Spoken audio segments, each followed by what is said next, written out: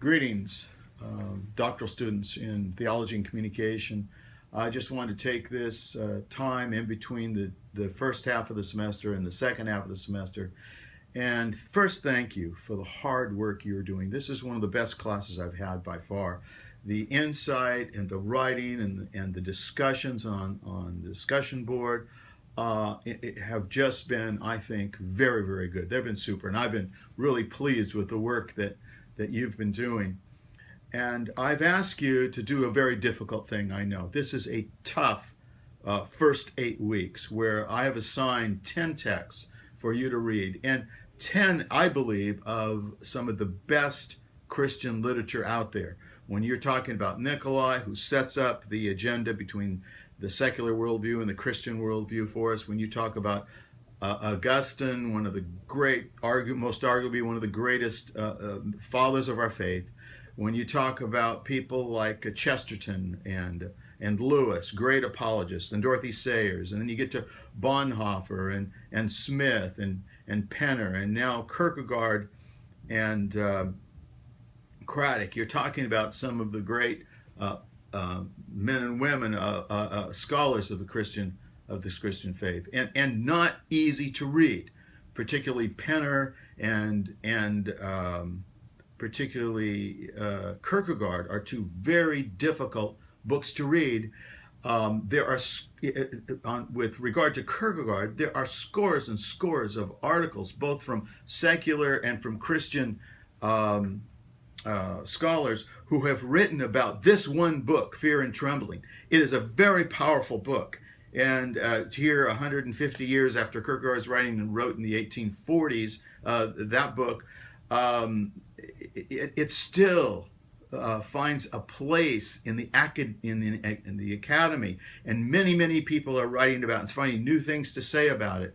A very powerful work, and a book that I think is necessary and may in some ways be very helpful for us living in the world that we're living in, the modern and postmodern world, what some people call late modernity and perhaps postmodern. Why these books? Well, first, because some of them are the very best communicators of the Christian faith, especially when you talk about Augustine and you talk about Bonhoeffer, who's just wonderful. Chesterton, Lewis, of course. These are men that have fed our minds and our imaginations in powerful ways. But the last 4 weeks, beginning with Bonhoeffer and going to Smith and the Penner and now Kierkegaard and Craddock, I've had another agenda. And the agenda is to begin to help us see the problem that is facing our culture now, our world now. And we are living in a very different world. It used to be that the world had a sensibility of revelation and of God and of things spiritual. And slowly, over time, beginning probably the 15th, 16th century on until currently, we have moved from that more traditional way of understanding into a more scientific, a more modern way of knowing. And what you see here is the tension between revelation and reason, where reason now is privileged in most parts of our society without us even realizing it. That what undergirds our culture and our society are this modernist ways of understanding and knowing, and it comes with some great benefits, with some great insights, but it also comes with some serious problems for those of us wanting to communicate Christ. And we need to be aware of that. And so you get like Penner's book, who he talks about the end of apologetics. And just to clarify, he does not mean that there should not be any apologetics. He is just so concerned with the ways modernity has forced its way in to our thinking, that somehow we believe that we can set aside faith and reason our way to God.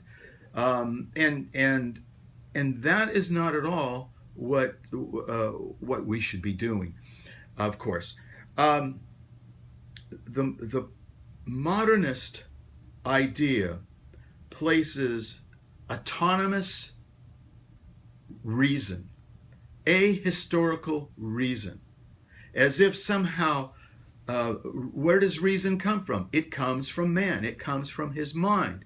And so it's almost a Gnostic idea of separating man from his, and this we get from, this idea comes across best in Jamie Smith's book, that it doesn't recognize our embodiment, our emotions, and that our reason, in all honesty, is not just this pure little idea out here or mind in here, set aside from culture, set aside from history, set aside from all these, because these things are time and place affect our reasoning. So does our embodiment. So does our emotions. And so this idea that we can somehow just think purely without these other things influencing us, both within the academic world, the secular academic world, people like Lyotard, and within the Christian world, we have realized that that is not the way things happen. That is not how reasoning is done. Reasoning is in some parts influenced by our history, our time, our culture, our community. And what is accepted as truth and true and good reason comes out of that and not just somehow divorced from that. And this makes, of course, what reason does then is sets aside traditional ways of knowing, intuition, and of course for Christians the most important, it sets aside revelation. That God can somehow intervene and reveal himself, the self-revealing work of God, which is so important for the Christian tradition that we need to see. And so there's this conflict of ways of knowing. And when the church then begins to, as Penner would say, argue or create more arguments, he does not mean, no, it's important to know what he means. So often we think of reason as just cognition or thinking or those kinds of things. Penner is not against that. He's not against cognitive ways of knowing. He says it in there, I think it's page 17. He talks about good thinking. He tries to do that himself. By the way, there are some things to criticize Penner for, but this is not one of them, in my opinion.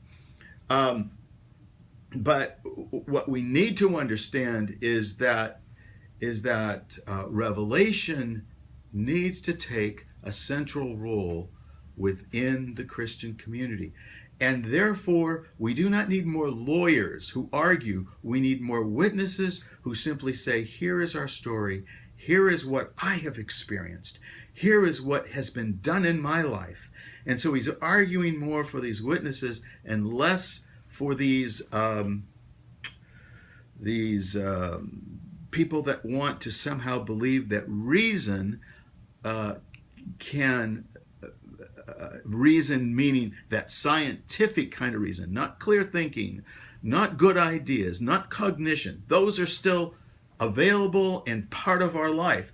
So the whole idea of reason, what reason really is being wrestled with right now in the academy between the more of those secular ways of thinking and the Christian way of thinking, or those that believe that maybe there's other kinds and ways of knowing. And so that's what's at stake. What we're going to see in hopefully through Craddock and then again with Flannery O'Connor and Warner and others, is that perhaps we are then forced back, and in this climate, in this culture, what may be the best way of communicating is through narrative, through story, through provocation, trying to get people to think or to rethink what they perhaps maybe already know or have heard about, but think about it in a new way, in a different way. This, of course, is what Kierkegaard did in Fear and Trembling, getting us to think a part of Scripture in a new way so that he doesn't give it to us, but that we own it ourselves. It's more, in that way, a Socratic approach. So anyway, this is part of what is happening in this class. This is sort of the direction we're going.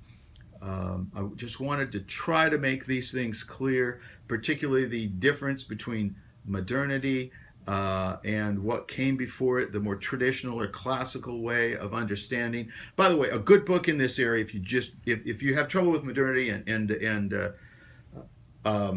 what came before it, the classical way, there's a guy named Charles Taylor who wrote The Secular Age. Jamie Smith, actually, it's a huge book. I own it. I've read most of it or parts of it, but sheesh, it's daunting. Jamie Smith wrote a small book kind of explaining what Charles Taylor is a wonderful Christian man. I think he's Catholic, or at least he taught at Notre Dame. And Jamie Smith is right. Most of these authors I told you about are familiar with Charles Taylor. And his work is very good on this, the new secularism. So, the secular age, rather. So his argument there is so important for us to understand now the sensibility of our culture now, and what we think and what we trust and how we come to know. And he makes that argument very well. Anyway, I hope you're having a good week off. If you need that time off, or if not, then I hope you're beginning to do your major paper. We want to help you get through with that. And I look forward to seeing you back on Blackboard once this week is over. Have a great week. Bye-bye.